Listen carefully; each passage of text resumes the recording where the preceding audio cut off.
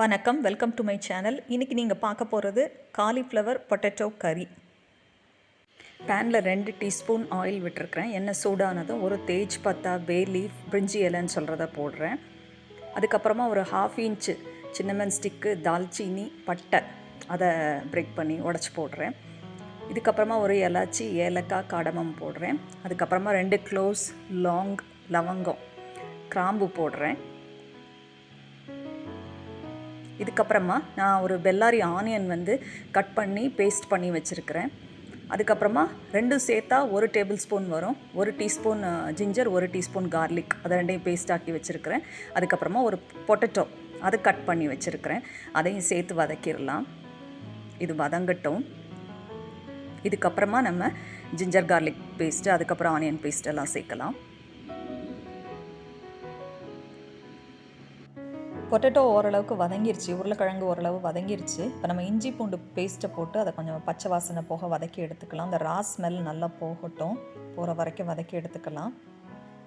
அதுக்கப்புறமா நம்ம அந்த ஆனியன் பேஸ்ட், வெங்காயம் அரைச்சி வச்சுருக்கிறது சேர்க்கலாம். ஆனியன் பேஸ்ட்டு இப்போ ஆட் பண்ணிடலாம். இது நல்லா வதங்கட்டும். இதோட பச்சை வாசனை போகிற வரைக்கும் நம்ம வதக்கிடலாம்.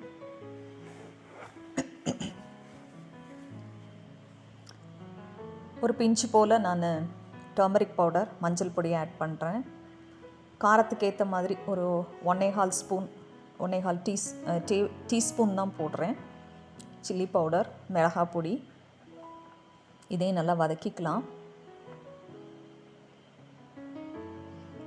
இதுக்கப்புறமா நம்ம அரைச்சி வச்சுருக்கிறோம் ஒரு 2 மீடியம் சைஸ் தக்காளி, டொமேட்டோ பேஸ்ட்டு, தக்காளி அரைத்து வைத்திருக்கிறதையும் சேர்த்து இதையும் வதக்கிக்கலாம்.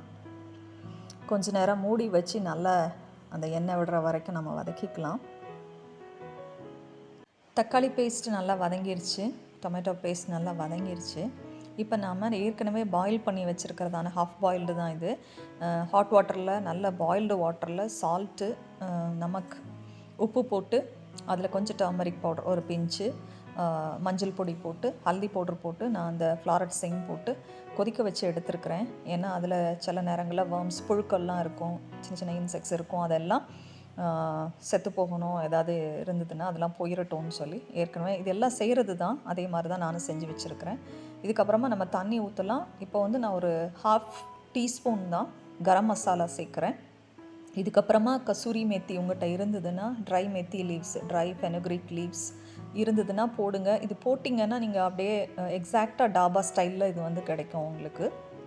லாஸ்ட்டில் ஆட் பண்ணுங்கள். லாஸ்ட்டில் நம்ம கொரியாண்டர் லீவ்ஸோ, மின்ட் லீவ்ஸோ எது உங்களுக்கு பிடிக்குமோ அதை நீங்கள் ஆட் பண்ணிவிட்டு, இதில் மலாய் க்ரீமு அப்படின்னு சொல்கிற அந்த பாலாடை கொஞ்சம் க்ரீம் சேர்த்துக்கிட்டிங்கன்னா ரொம்ப நல்லாயிருக்கும். நான் சொன்ன மாதிரி டாபா ஸ்டைல்லே வரும், ரொம்ப டேஸ்டியாக இருக்கும். இது சப்பாத்திக்கு, ரைஸ்க்கு, இட்லி, தோசை எல்லாத்துக்குமே இது நல்லாயிருக்கும். ட்ரை பண்ணி பாருங்கள். ஒரு வித்தியாசமான ரெசிபியாக இருக்கும்னு நான் நினைக்கிறேன். ஏன்னா நம்மலாம் கசூரி மேத்திலாம் சேர்க்க மாட்டோம். ஸோ இது கண்டிப்பாக டிஃப்ரெண்ட்டாக இருக்கும். இந்த ரெசிபி உங்களுக்கு பிடிச்சிருந்ததுன்னா சப்ஸ்கிரைப் பண்ணுங்கள், ஷேர் பண்ணுங்கள். தேங்க்யூ ஃபார் வாட்சிங், subscribing my channel. Have a nice day.